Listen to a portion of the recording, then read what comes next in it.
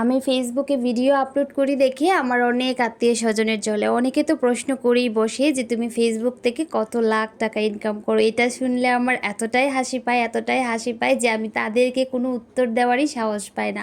আসলে কি বলবো, অনেকেই তো আছে যারা কন্টেন্ট ক্রিয়েট করে মাসে লাখ লাখ টাকা ইনকাম করছে, বাট আমার পক্ষে যে 1 টাকাও ইনকাম হচ্ছে না, সেটা আমি তাদেরকে কিভাবে বোঝাবো? কারণ তারা যে ফেসবুকে দেখছে সবাই লাখ লাখ টাকা ইনকাম করছে, গাড়ি করছে, বাড়ি করছে, বিদেশ ট্যুর দিচ্ছে, আর এদিকে আমি ঘরে বসে বসেই শুধু শুধু ফেসবুকে ভিডিও আপলোড করছি।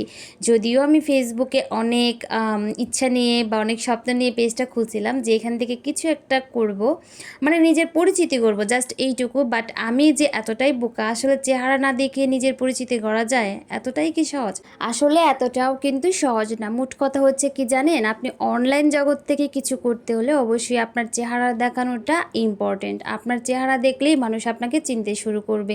এই যে আমি 1 বছর হয়ে গেছে, প্রায় হয়নি তবে হয়ে যাবে, আমি ভিডিও আপলোড করছি। এতদিন যদি আমি আমার চেহারা দেখে ভিডিও করতাম, মানে ধরেন আমি যে কথাগুলাই বলছি সেগুলো যদি আমি ক্যামেরার সামনে এসে বলতাম, অবশ্যই আমাকে এখন হলেও 1 লাখ মানুষ চিনতো, তার বেশিও চিনতে পারতো। জানি না, তবে কি জানেন, ফেসবুকে কাজ করতে আসলে চেহারা দেখানোটা মেন। আর আমরা যেহেতু চেহারা দেখাই না, রান্নার ভিডিও করি, এটা থেকে খুব সহজে কিছু করা যাবে, এটা আসলে আশা করা একদমই বোকামি। হয়তো আপনার লাক ফেভার করলে, মানে ভাগ্য ভালো হলে আপনার কিছু একটা হতে পারে, বাট খুব সহজে না। এখান থেকে কিছু একটা করা অনেক বেশি কঠিন, অনেক বেশি কঠিন। তবে যদি আপনি চেহারা দেখিয়ে ভালো কন্টেন্ট, ফানি ভিডিও কিংবা শিক্ষণীয় বিষয়ে কোনো কিছু যদি উপহার দিতে পারেন, তাহলে কিন্তু কিছু একটা হওয়ার চান্স আছে। তো যাই হোক, আমি কেন আত্মীয় স্বজনের কথা বললাম, অনেকেই আছে ভিতরে ভিতরে জ্বলে, সামনে গেলে কিছু বলে না, বাট পিছনে পিছনে অনেক কিছুই বলে। যাক, এগুলা কানে আসে শুনি, বাট এগুলা কানে নেই না। কারণ কি জানেন, আমি যদি একবেলা না খেয়ে থাকি, কেউ কিন্তু আমাকে এসে ভাত দিয়ে যাবে না। যদিও আমি এখান থেকে কিছু ইনকাম করি না, শুধু এটার কথা না, মানে সার্বিক দিক মিলিয়ে কথাটা বললাম আর কি। আপনার আত্মীয় স্বজনেরা শুধু আপনার যখন ভালো থাকবেন, সুখে থাকবেন, তখনই কিন্তু খোঁজখবর নেবে। আপনি আজকে বিপদে পড়ে দেখেন, তেমন কেউ জিজ্ঞেস করতে আসবে না।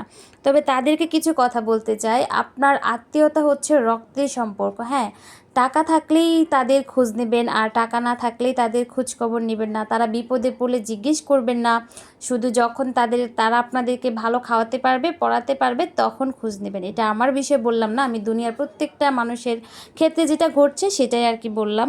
আসলে চারদিকে এখন এমনটাই ঘটছে, যার যত বেশি টাকা তার তত বেশি মূল্য, তাকে সম্মান দিতে দিতে মাথায় উঠিয়ে রাখে। আর যে ব্যক্তিটা একসময় সম্মানীয় ব্যক্তি ছিল, তার আজকে টাকা নেই বলে তাকে মানুষ হ্যায় করে দেখে, ছোট করে কথা বলে, যেটা একদমই ঠিক না। আসলে আমরা মানুষ হয়েও মানুষ হইতে পারলাম না। যাই হোক, আজকের ভিডিওটা এই পর্যন্তই। সবাই ভালো থাকবেন। আল্লাহ হাফেজ।